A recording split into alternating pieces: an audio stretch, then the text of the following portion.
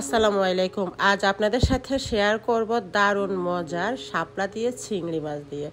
আমি একটি হাঁড়িতে পরিমাণ মতো তেল দিয়ে এখানে আমি হাফ কাপের মতো পেঁয়াজ দিয়েছি।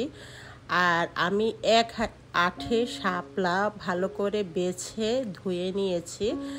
আর এদিক দিয়ে আমি হাফ কাপের মতো কুচো চিংড়ি আমি ভালো করে বেছে পরিষ্কার করে ধুয়ে নিয়েছি। এখন আমি হাফ চা চামচের মতো লবণ এই পেঁয়াজ কুচির ভিতরে দিয়ে একটু নেড়ে ছেড়ে এখন আমি চিংড়ি মাছগুলো দিয়ে দিচ্ছি, কারণ আমি চিংড়ি মাছটা আলাদাভাবে ভাজবো না, আমি এই পেঁয়াজ আর তেলের সাথে ভালো করে নেড়ে ছেড়ে ভেজে নেব। এখন যখন একটু হালকা লাল হয়ে আসবে তখন আমি রসুন বাটা হাফ চা চামচ দিয়েছি আর হাফ চা চামচ আদা বাটা দিয়েছি। এখানে আদা বাটাটা স্কিপ হয়ে গিয়েছে। আর আমি হাফ চা চামচ হলুদ গুঁড়ো আর 1.5 চা চামচ মরিচ গুঁড়ো দিয়েছি।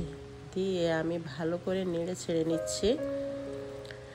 এখন 5-6টা কাঁচামরিচ মাঝখান দিয়ে কেটে এখন দিয়ে দিয়েছি। আর একটু ভালো করে ভেজে নিতে হবে,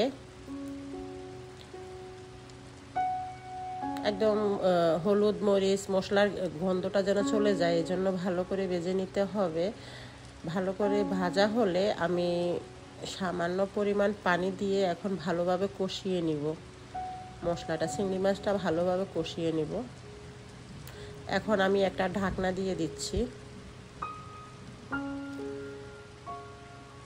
2-3 মিনিট পর আমি ঢাকনাটা উল্টিয়ে আবার একটু নেড়ে ছেড়ে এখন আমার কষানো হয়ে গিয়েছে, তেলটা উপরে উঠে এসেছে। এখন আমি শাপলাটা দিয়ে দিব।